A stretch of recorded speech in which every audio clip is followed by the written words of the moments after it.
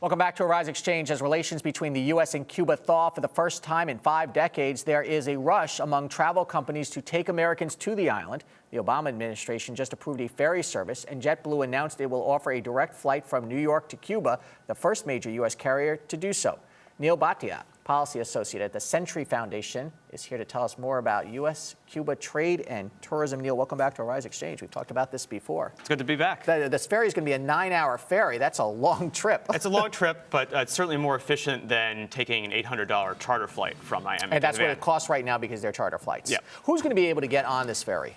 So, if you're a general tourist, I would wait because you're not going to be able to go for the time being. You have to meet 10 specific categories in order to actually obtain permission and a visa to travel to Cuba. So if you have family members there, it'll be easier for you to go. If you're doing NGO work there or religious work there, it'll be easier for you to go. Government work or non-government work. JetBlue says they're going to have a daily flight from New York. Is there enough demand? Probably not yet, but I think as the normalization process between the United States and Cuba advances, and the momentum has been very good so far, I think you will see that demand pick up, especially if they end up do allow tourists to travel there.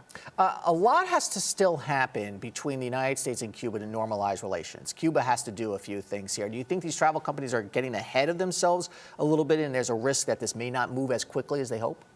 There's a little bit of a risk. I think there's no significant opposition yet. Politically, it's unpopular with many conservative senators, but they're certainly on the minority nationally. And it's getting slightly less unpopular even in Miami. I think there are a generation of Cuban Americans who have only known this country through the stories that their fathers and grandfathers There's have no question that younger Cuban Americans are interested in normalizing relations, at least to some extent. Right. And what are you hearing? You're hearing from clients, for example, that they're eager to go? Yeah, I think so. There's a lot of interest, certainly in the tourism sector, hospitality, agriculture. I think if you're a southern farmer, you see this as a new export market. Telecommunications as well. There's demand in Cuba for access to the internet, access to mobile phones, and I think U.S. companies are obviously well placed to take advantage of that. Do you get a sense that as Americans travel to Cuba, Cuba is going to just be more interested in having more and more travel and more tourists because it is a major part of their economy, tourism, for every country other than the United States? Right. I mean, the Europeans, Australians, they've been going to Cuba for quite some time now, and the Cubans know how to sort of run a hospitality economy.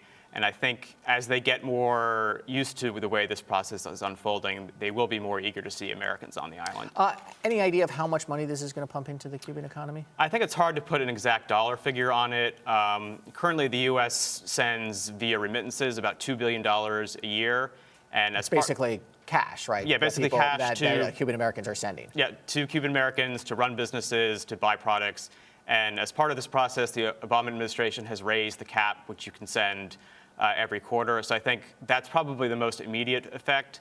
And I think you'll see that number go up significantly. You have planes, you have a ferry, you think the cruise ship industry, they've got to be interested in this. They've got to be interested because there are hotels there. There are plans to build more, but that's going to take 6 to 7 years from Well, that's planning. actually very interesting. So take a cruise, stay on the boat, and Right. go visit the island. I think and get all the services that you expect. Yeah, within 10 years, I think you'll see Havana as a port of call the same way that you've seen Santo Domingo or Martinique or Guadeloupe for Royal Caribbean or Princess or whomever. Okay, Neil, thank you so much. Thank you. Good talking to you.